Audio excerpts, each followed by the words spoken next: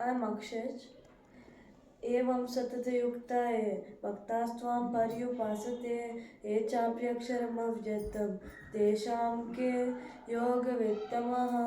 नयनं छिन्दन्ति शस्त्राणि नयनं दहति पावकः न चैनं क्लेदयन्त्यापो यापः न शोचयति मारुतः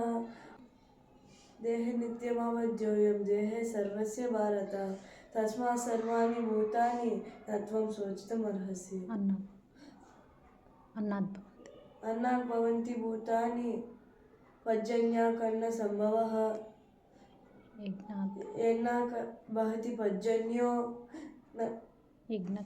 यज्ञकर्मसमुद्भवः बहूनां जन्मनाम् अन्ते ज्ञानमां प्रपद्यते वासुदेवः सर्वम् इति स महात्मा स दुर्लभः